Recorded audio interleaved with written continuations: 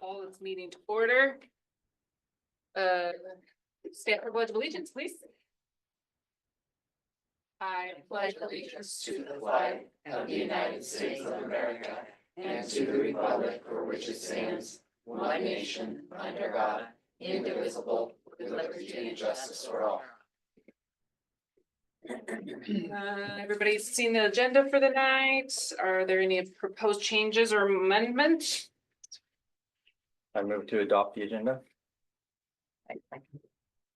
All those in favor? Aye. Aye. The agenda is adopted. Let's see. Comments, yes. Is there any public comment? No public comment. We are cruising right along. Consent agenda. Is there any I move to approve the consent agenda Can I have some questions first? after it's seconded. and on the After the table. I second it. Okay, any questions? Go ahead. I just have a few, not too bad. Can you explain what cost copy means under the copiers on page 11? For me, in accounts payable. Cost copies, and what page is that again, Rita? It just says on page 11. Okay.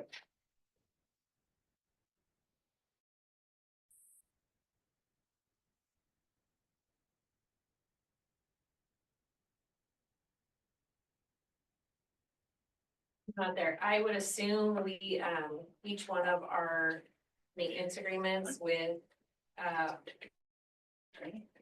Is that what it is? for our copy Maintenance? machine is the cost per copy. They charge us on a cost per copy basis for of the machine. Okay. And on page 38.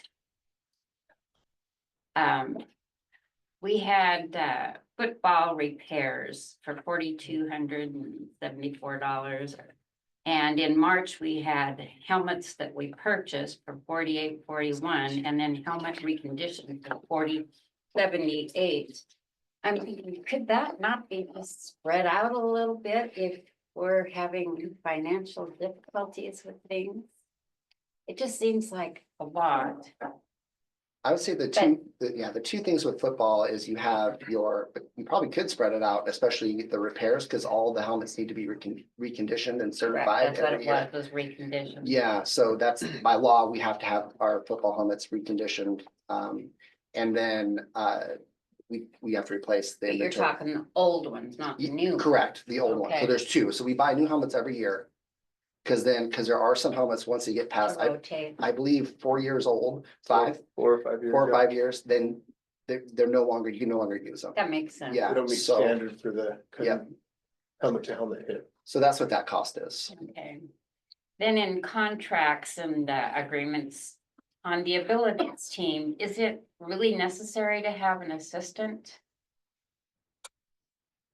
We've had the assistant, sorry, that's for me. Yes. Okay, yep. we have had that psych assistant for a few years, and it really is helpful with the size of the district and as many students as we evaluate. That person has been helping the psychs go out and do the testing that needs to be done. I'm calling families, scheduling the appointments, and getting the like signatures from the families. And this year is the last year that we will probably have her as an assistant, because she's also doing her internship with us. So we kind of got her this, for this contract, it's assistant, but it's also an intern, and that's kind of the free part we get her for this year. Okay. And then on the same thing, the abilities team. or no, let's go back to the NCESD, which I could not find what that meant. North Central Education Service District. Okay. There are special services that we are requesting 3 speech pathologists and an assistant. Yeah, so the assistant can do all of the services, but an assistant can't write the IEPs. And with the number of students that we have that have the need for speech services, we actually work out to needing about 5.2 SLPs in the district. And so that person can serve students, but they can't write the IEPs. But that does count in our 5.2, the need. And the TVI Teacher of the /COMS, what are they? Yeah, that's the teacher of the visually impaired and then the person that helps with orientation and mobility. So on this contract, all of it is the same number of like 0.4, 0.2, except for Amy Collins went up a little bit, which was my goal, is to try to get more in-person services versus teletherapy. So by increasing that and one of the abilities teams, we will have more in-district people and less Now virtual. teletherapy, that's virtual, is that? Yeah, Yeah, so, Okay, yeah, so and currently you we have. prefer not to have that. correct. Right, currently we have 3.0, so 3 full-time that come from, that are virtual. And the goal will be next year that we only have the 2.0. By adding some of these. Well, I was just dumbfounded. I mean, $351,000. I would say correct me if I'm wrong, but it's less expensive to contract those than it is to hire someone, because we're not having to pay retirement benefits and medical and social security, Right. right? It's all contracted, so. Yeah, and if we could get in-district people, which we've had open all year long and we Yeah. just re-upped it. And I've worked with an agency that's like, you know, they're a headhunting agency trying to find people. We haven't been able to do it. If we could find an in-district person, that would be fabulous. But it's better to have in-person services. And if not, when we have a virtual person, we pay for the virtual person, a contract very similar, and then we have to pay for an aide that goes and gets the kids on the computer all day long too, that helps with those. So the more in-district people we have, the better it is. Yeah, And even Better more space. in person, even if it's contracted, is better, because then we don't need that aid. Yeah. Because they can go get the kids themselves, because the SLPs are here in person. Yeah, and it's really hard with especially little and bilingual students also to be like, you know, on a screen with a 5-year-old trying to tell them where to place their tongue is really Yeah. hard when they can't see that person doing it. So. Thank you. That's all I needed. Thank you. Great questions. Any other questions? Thank you, Shannon, for stepping in. I apologize for being late. Hearing no further questions or discussions, I'm going to proceed with the vote. All those in favor, please say aye. Aye. Opposed? Motion carries. We're moving on now to reports, and I'm going to invite Laura Villafanto, the George Elementary report. I brought a friend with me. Well, thank you for coming to George Elementary. It's exciting to have everybody come join us. I'm Laura Villafanto, the principal here at George. I want to share a few things that we've been working on. Some of it's our school improvement work. Most of it is. So if you look at the flyer here, we have first and foremost a beautiful picture of 3 of our 4th graders that just came back from the 4th grade field trip, which was a very successful one this time. Shorty bus trip. Yeah, we were not stuck on the bus for 6+. So that when Phil and I were driving in the Suburban, I thought, you know, it feels like something's wrong here. Everything's going so smoothly. We're on time, we're where we need to be. So it was really great. It was a great experience. And I wanted to capture that picture there. So just on the left-hand side, there's just some details about the demographics of our building, the numbers of students that we have, etc. So one of the really important things we've been working on this year, after looking at our data at the end of the school year, was that we had some foundational gaps with our upper grade levels, like 3rd, 4th, and 5th graders with their foundational skills, which means their decoding skills, what different pieces of words they can read. And we know that the ultimate goal is to get kids reading. And if they're struggling by the time they get to third grade, then it really becomes difficult for them to comprehend text because they're, reading slower and so forth. We've adopted a new curriculum. And in kinder and first, we have a new HMH, our new curriculum, has a structured literacy component, which really gives the teachers these tools to hone in on these really important foundational skills that the students need to know. So we're pretty solid.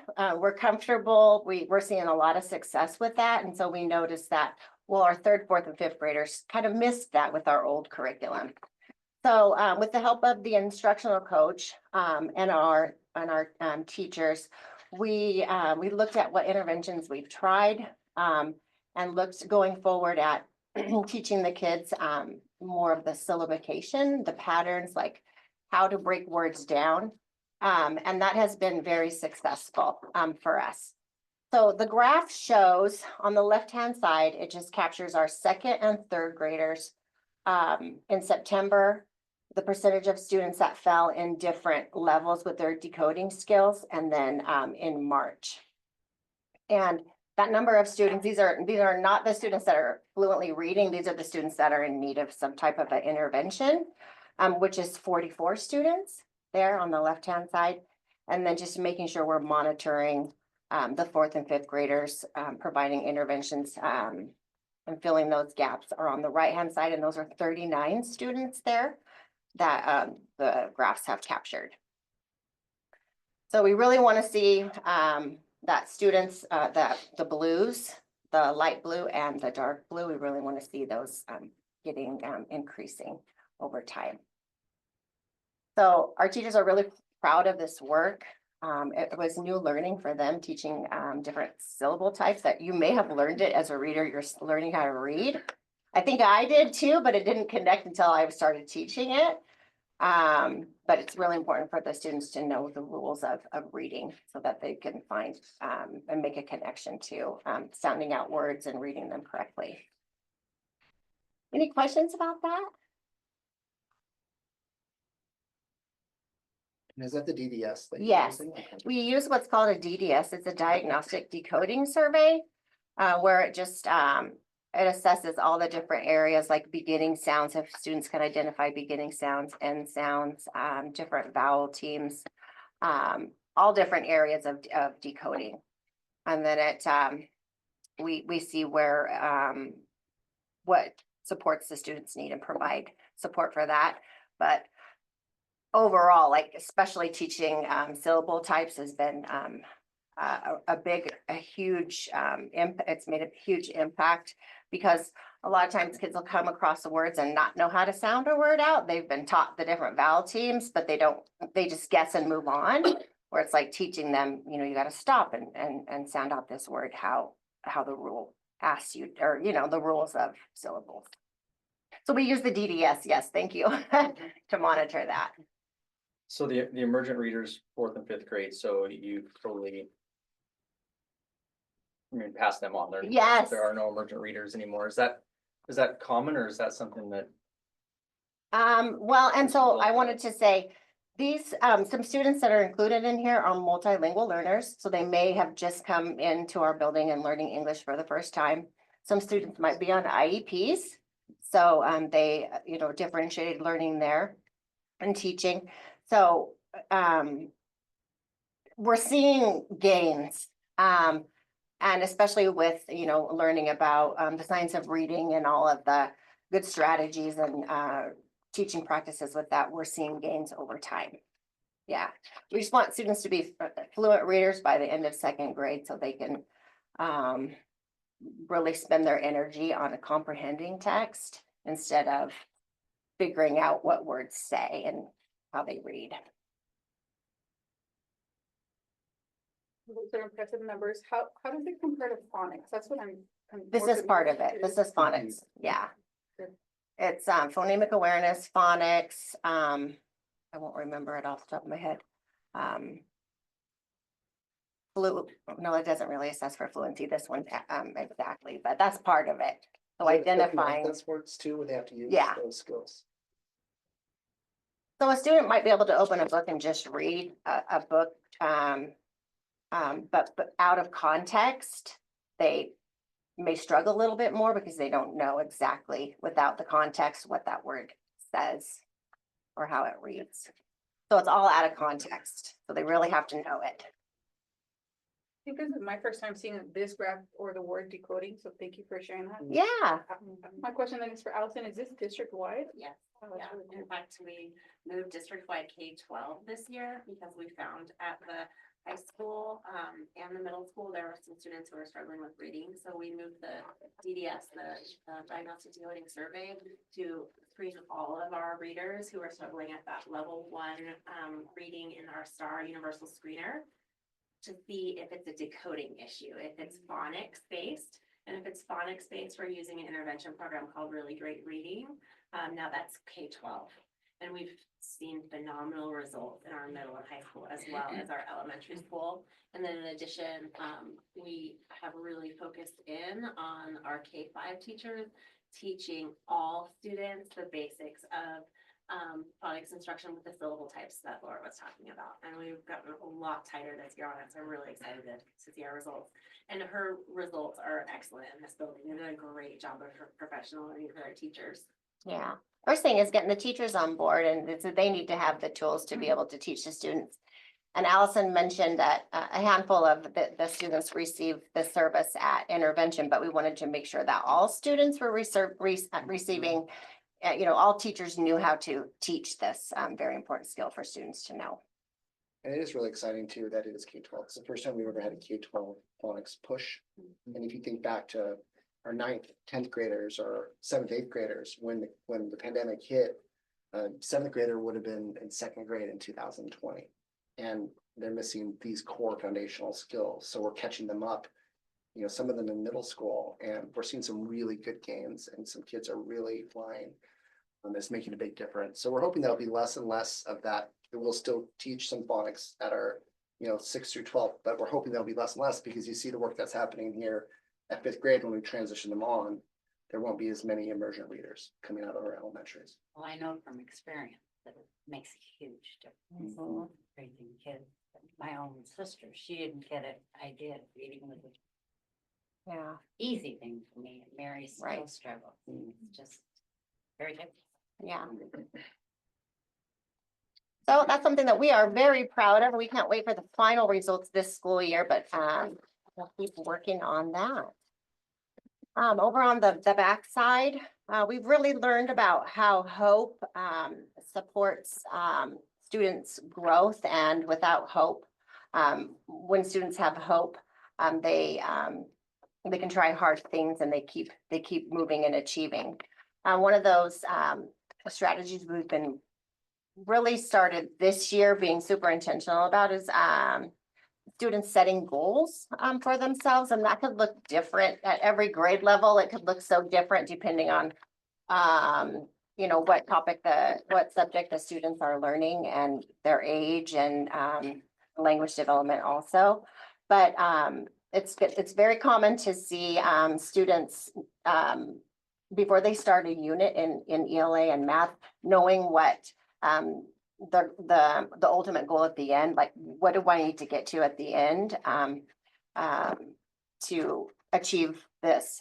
So on the back, you will have, there's a picture of, this is one unit of study for a 2nd grade in math, and identifying too that the priority for this unit was addition and subtraction for 2nd graders. It's very important for them to know that. So the teacher guides them through this and shows them that this, you might feel like at the getting ready stage that you can add and subtract within 20 using different tools. And then there's the next steps up, like they might be at, I'm exploring the goal, I'm meeting the goal, or extending the goal. So just the student identifying where they're at before they learn, and then setting a goal for themselves and monitoring their progress over time. So we're it's a lot of work. It's you have to teach the students how to use, the teachers how to use this, and then instruct as well. So so it's a work in progress. But I brought Giovanni Lopez with me. He is a 2nd grader, and we didn't rehearse this at all. So we are just flying by the seat of our pants. You gotta stand out here so everybody can see you. It's your cool shirt. Yeah, and he skipped baseball for this, so. Whoa. Good job, That better be Giovanni. worth some Roar tickets or something. Okay, so, it looks like Giovanni, your teacher talked about, creating a performance task about an animal.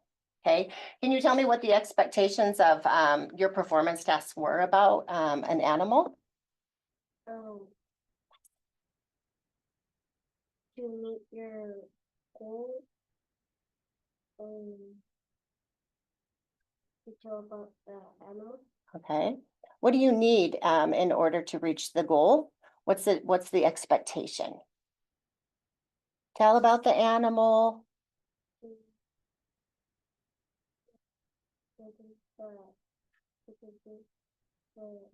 Okay.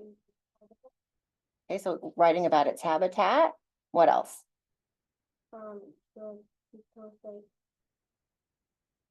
what the animal is taste or smell. Okay. its habitat. Okay. What else?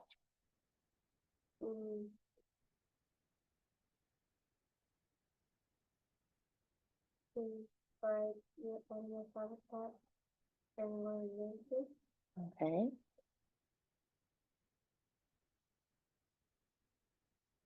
And why it cannot live in a habitat. Okay, why it can't survive in a different kind of habitat, okay?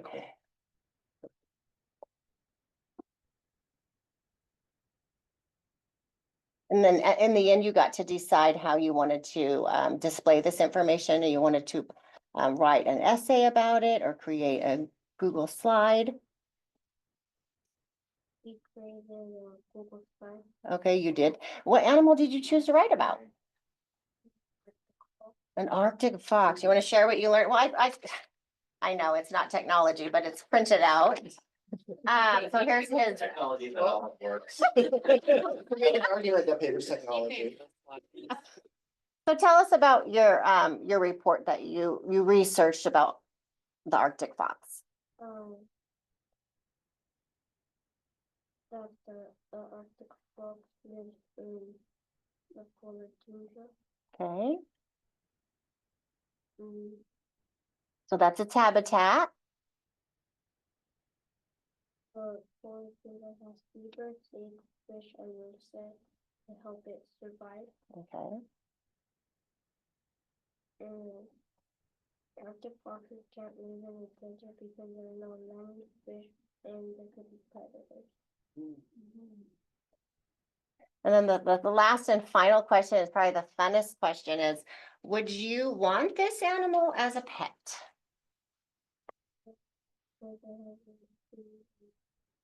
It's fluffy and he has the right food. Okay. So did you reach your goal? You did, okay. What do you think you did really well on this?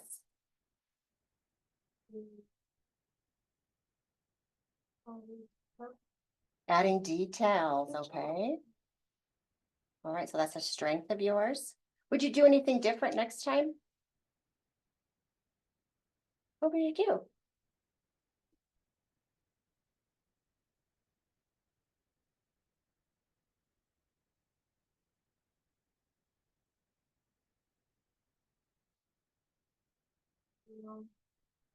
More slides. Add more slides, more details. There we go. Good job, buddy. More slides. Good job. High five, Giovanni. Wanna show them up there. The board members. So cool. Me too. Yeah, good job. Good job, Giovanni. That wasn't too bad, was it, Giovanni? I must tell you, I was in college before I created a PowerPoint. That's how far I was off learning about technology. And he's a second grader creating Google Slides, so come a long way. It's awesome. Yeah. Thank you so much, buddy. All right, so that is just one of the many ways, and having the conversation with the students too beforehand. Of course, I wasn't the one having this conversation with him, so I went through a very fast version, and there's many different steps to students checking in, making sure, you know, they're reaching whatever it is that they set for themselves to improve on going forward. Oh, good job. Ah. Awesome. Does it take very long to make them understand what a goal is? Yes. Yes. You try to ask the kindergarten teachers, like, okay, we gotta set goals. They're like, oh, please, you know, because that's just in itself teaching. What is the goal? Well, I want to learn, I want to read 500 words a minute. You know, they might say, well, we have to be realistic. And what does the word realistic mean? You know, so it's just lots and lots of exposure and practice. Yeah. And they start in kindergarten, Mm-hmm. setting goals. Yeah. And it can look very different. A lot of times it's letter names and sounds, or it could be a variety of different topics and focuses there. But they're very consistent second, third, fourth, fifth grade with our rubrics and goal settings for our performance tasks and units. One thing I wanted to show is that and how we monitor when we noticed after we looked at the student perception survey, and so the fourth and fifth graders take this survey, the panorama survey. One of the questions is how well they feel they can achieve their long-term goals. And so years prior, you'll see here in the graph that 48% on 2023, 48% of students were answered favorably that year. It went up a little bit in the spring of 2024, but then since we've been really setting goals, providing those opportunities for students, we really shot up this spring with grit and persevering. So we really feel like our work with setting goals is paying off. And these are fourth and fifth graders, so it's hard to ring them in sometimes. Any questions about that? What do you think contributed to that growth? What did you guys do? I mean, that's substantial. Yeah, definitely the goal setting, the time, having these conversations with students, talking about sharing goals amongst themselves, and celebrating their success. Did they compete with each other? No, No? not necessarily, no. Not with the academic piece. They might when the teachers aren't watching, but Oh. we don't encourage that. But it's a student knowing what they need to get better. So it's all more Yeah, it's individual. more- One last piece I want to share is when I first became the principal here, and even as a parent, there weren't very many parents coming to the parent volunteer meetings. It was me and maybe 2 or 3 other regulars that would come. So that was a goal. That's been a goal of mine. Just to really get parents in because it makes such a huge impact. We want the parents to learn what teaching and learning looks like. And then just to be a part of their students' academic careers. So when we looked at the parents take a survey, one of the questions asked is how often they volunteer. And we had a very minimal amount of parents that did. And the reason being what kept them from that was their work schedules. So we're really trying to provide additional opportunities outside of the school day, the work day, for parents to either come in and be a part, play a part in the students' academics, or just come and have fun, volunteer. I shared that we had a father-daughter dance last year, and that was such a huge success that we needed a mother-son dance. So the fathers will volunteer to help out, those different things while the mom is spending time with her son. So just trying to get other opportunities out there for parents to come and join us and create a positive culture amongst the building.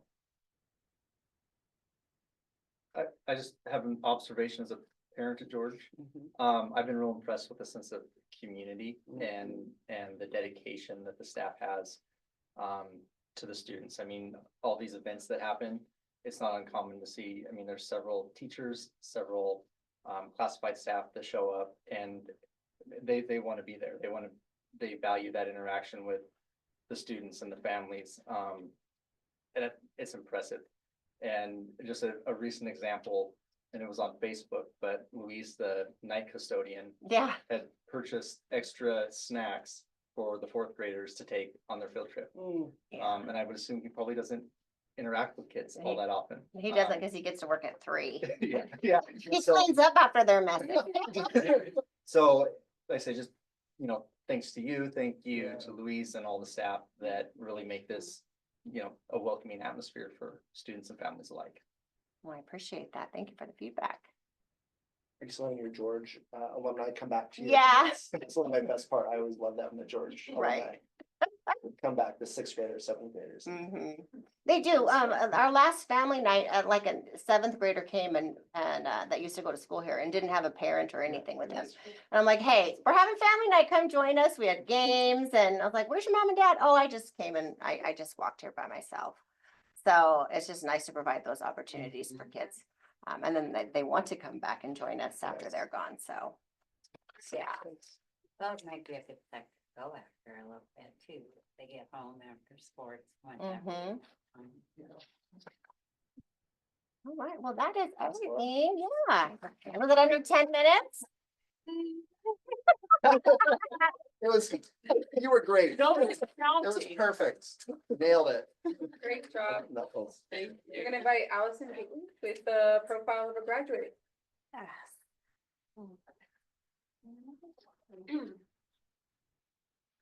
I am honored to be here tonight to share the progress on our profile of a graduate, something that we've been working on in district for about a year now. Tonight, really want to make sure that you're aware of the progress we're making with profile of a graduate, answer any questions that you might have about it. And if you want to go ahead and go to the next slide. Yeah, so really, I want to answer any questions that you have, especially, what is a profile of a graduate? What do we mean? Why do we need this? The role that different stakeholder groups had in creating our profile of a graduate here in Quincy, and then what are the next steps for feedback or for implementing.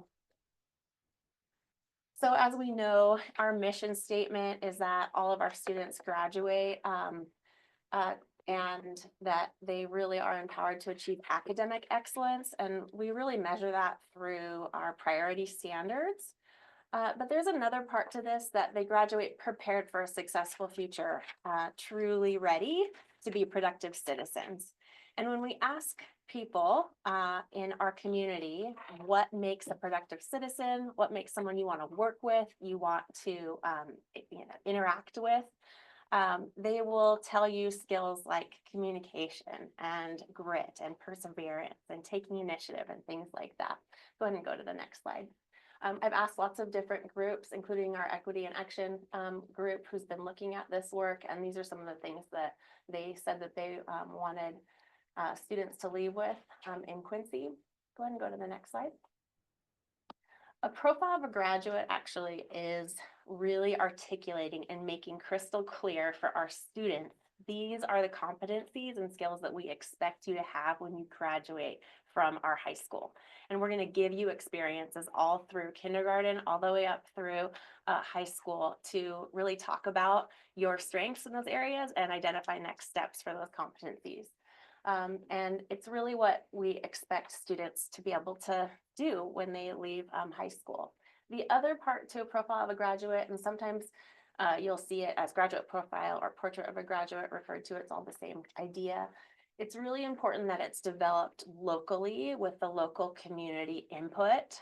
There is a statewide profile of a graduate, but they actually don't recommend that you just use that because it's not the language of our community and what resonates with us. So that's really important that it started with our community and what we expect here in Quincy.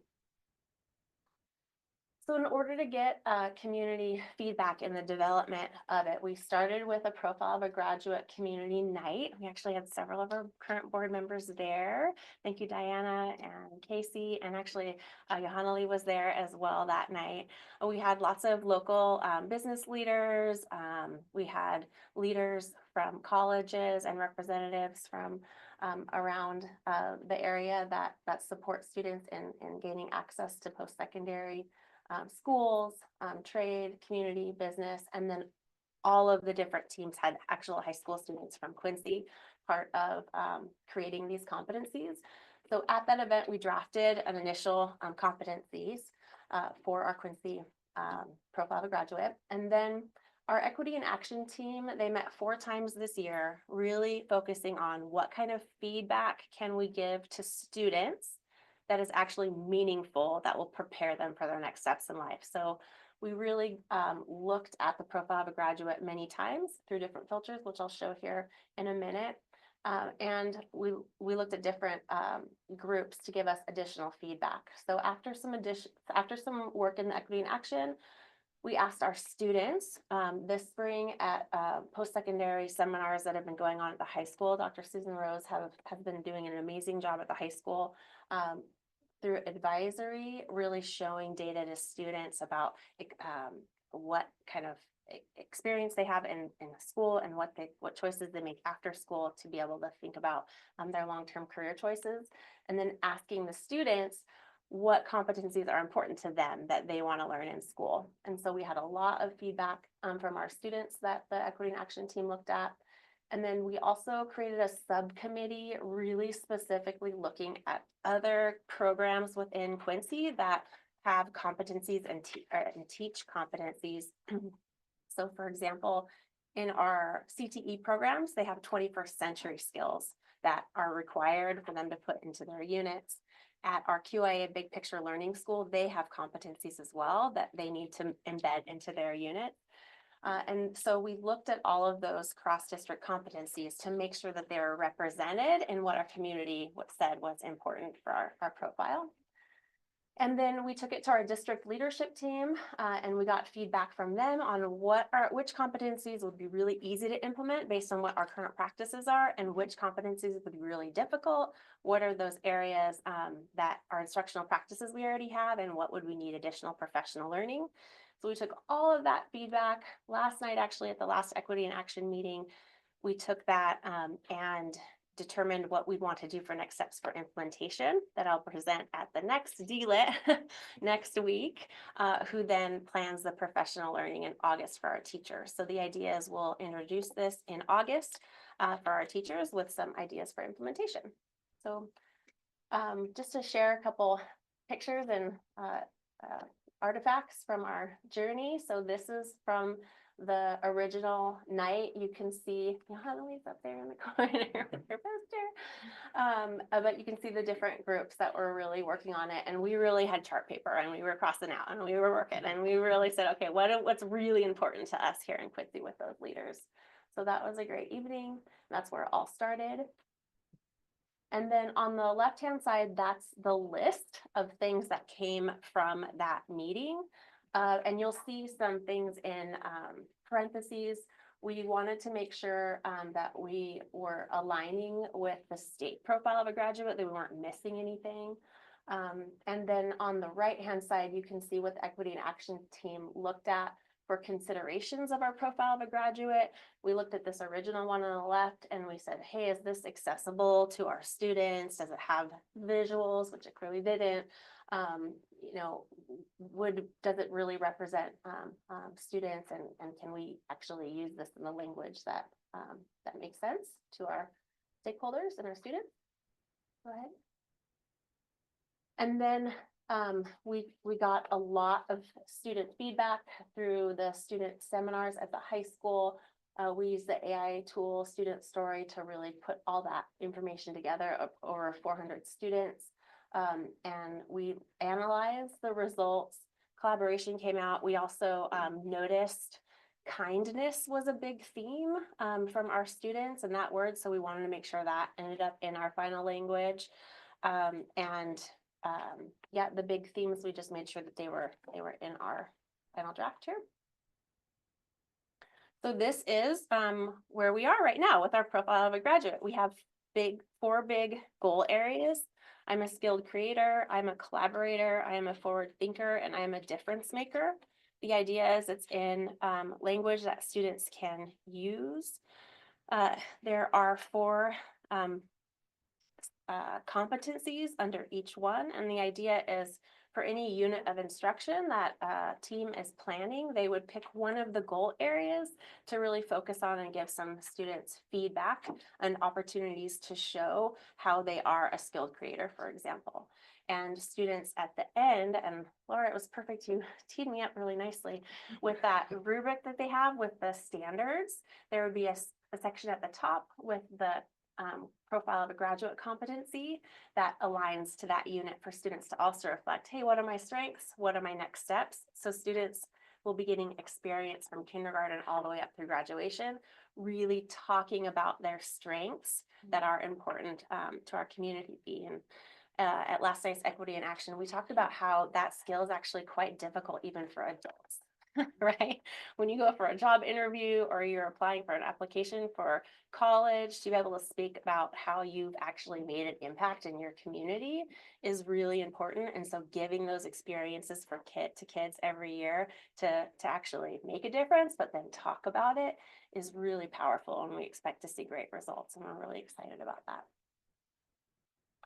So our next steps is really professional learning. In August, we'll introduce this to our teachers officially there. Again, we have been talking about it all year with our district leadership team, but it'll be officially rolled out in August to all of our staff. And really where we want to start is having teachers think about, where does this connect with what I'm already doing? We're already talking about goal setting, for example. We're already talking about making good choices. Where does it fit naturally with the units that we've already created that we can then tie in the intentional language that we use over the years with students? And so we'll slowly start incorporating one competency into each unit.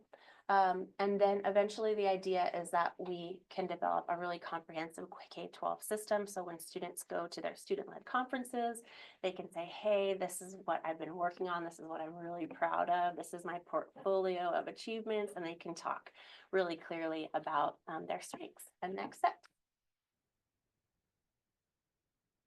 Really, when it comes down to our mission statement, we had a couple of teams notice this as we went through.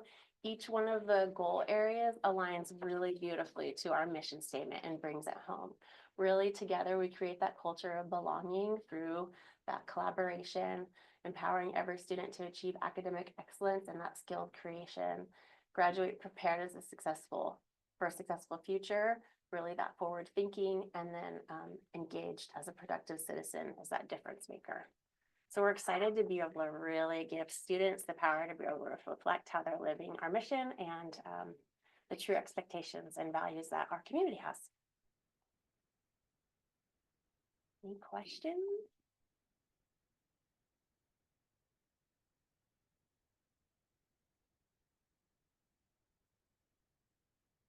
I'm glad to see the progressing from where we were at that meeting, so. Yeah. So they're more accessible. I think it makes it clear on the perspective of a graduate, like, it's not just these big words, it actually means something. So it makes it a lot more realistic for you to achieve something when you understand what you're trying to achieve. So well done. I love the color and tie back to the mission. Okay. Fit perfectly. And I understand it starts at 6th grade, right? Or they. No, we would really start this as soon as we possibly can. Start integrating the language from kindergarten as soon as we can with the common language that, they can start hearing that word collaborator early and goal setting early. Their pathways. Yeah, the high school and beyond plan that starts in 7th grade, actually. And the idea is that with that high school and beyond plan, we would integrate this as well. So they're reflecting how, their high school and beyond plan shows that they're actually meeting their profile of a graduate as well. So I'm excited about that work. I'm really happy about the common language established now as we really do the work of the high school and beyond plan next year. so we can make sure to really integrate that. Mhm. Really, and it will really help make it Quincy's. That's what we Yes. want. From a perspective of someone who's about to graduate, what do you excited about to hear it? Not to put you on the spot. No, no, it's fine. I think it fits, honestly, like, from like conversations I've had with other people, like, from school. Like, I think they would agree with these requirements, I guess. We want those skills. that we Yeah. bring back, right? Especially like the forward thinking and like difference maker. Nice. Okay.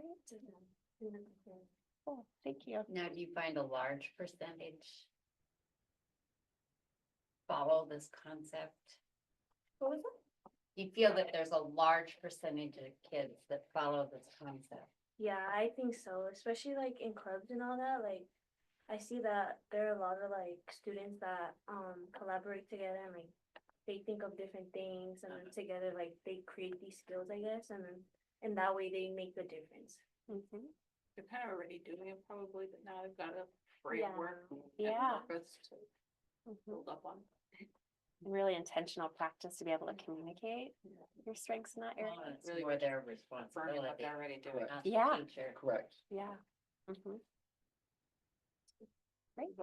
Yeah. Great. Thank you. Yes, Thank thank you. you. Thank you. And continuing on our reports, superintendent report. All right, I just have a few items.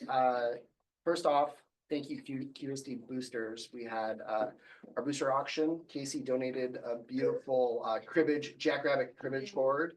That was beautiful. It was awesome. They raised over $75,000 that evening for Quincy Athletics, 75,000 for Quincy Athletics. It was a wonderful night.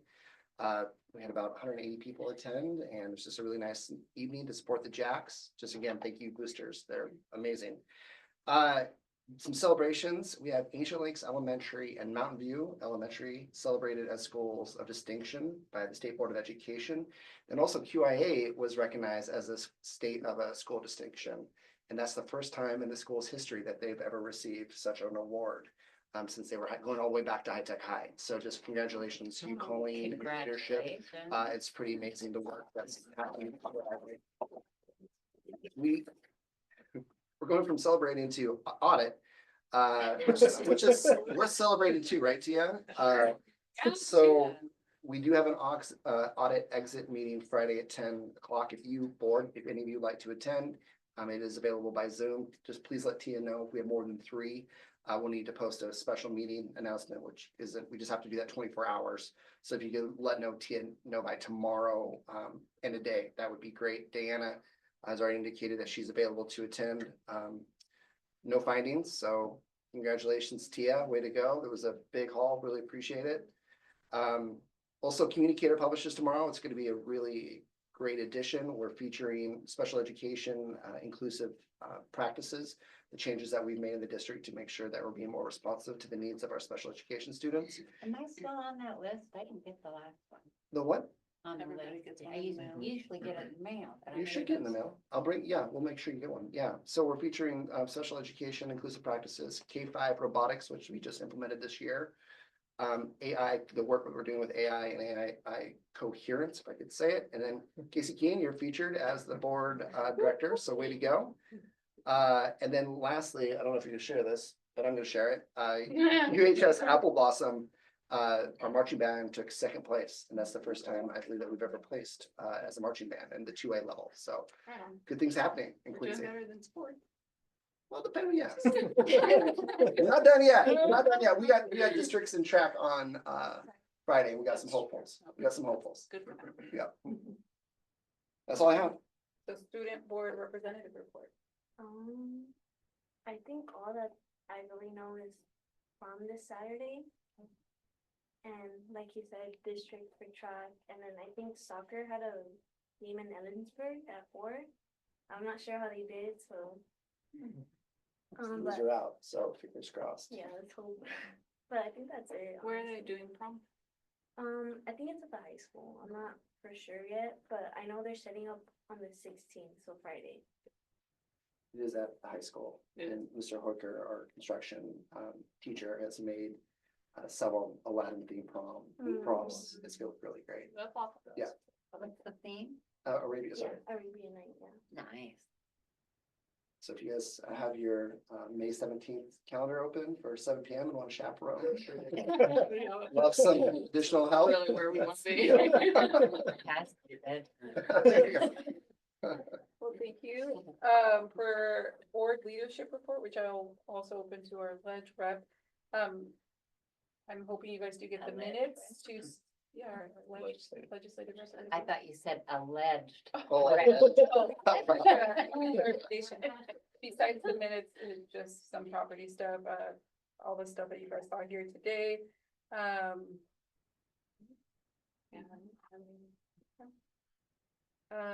So thank you everyone who presented, and for part of that, we're gonna now go to the policy review and adoption. We're at the first reading. And if there's any questions, now's your time. Just for clarification though, this is action, but. Yeah, should it not? did not say action. On 6801, the capital assets, def sensitive assets, like how long is that list? I mean, is moving it from the $5,000 to 10,000 and over, like significantly cutting down the workload of trying to track all this stuff? Not necessarily. I mean, we have quite a few, trucks and work vehicles and our white fleet and our buses. So, and very little of it is worth under $5,000. So, I mean, I think it will take some off the list, but I don't think a significant amount. Tia, is that fair to say? And then I would say, as far as the facilities go, I mean, we don't have any facility assets or land assets that are under $10,000.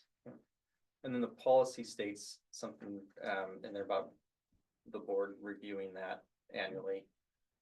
But it's not in the procedure. That I saw.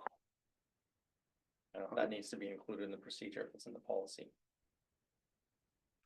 I will get back to you on that. Okay.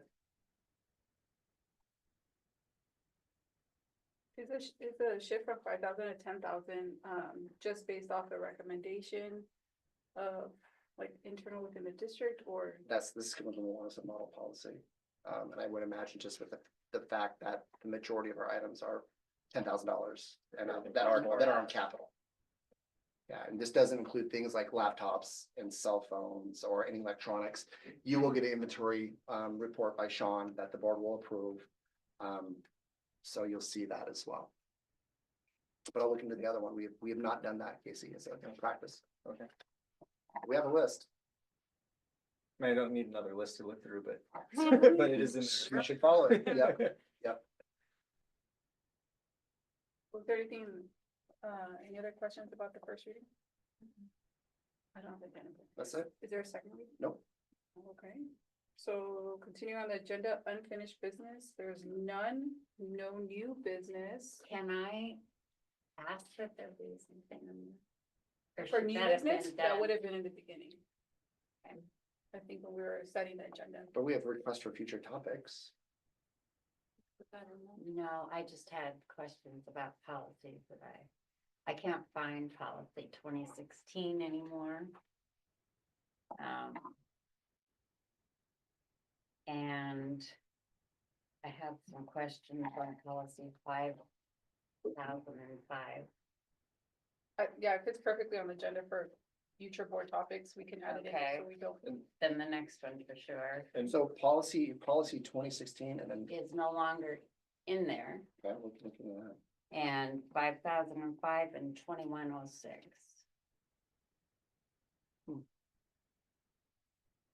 I'm not saying they're not all, that's the only one that's not is 2016. Gotcha. Okay. And to clarify, when there's a motion on the table to adopt the agenda, that's when you can ask, To have something make an amendment amended to add to the for new what? business. For what? Old you just business. To new business. New business, okay, I went back and forth with that. Sure, Before we adopt it. Yeah. okay.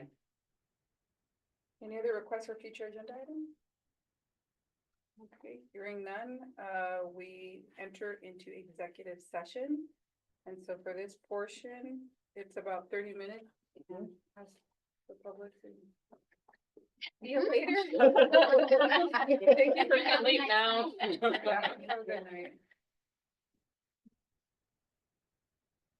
Just to clarify, you didn't find it on board doc? On our board policies on the website. Yes. I'll-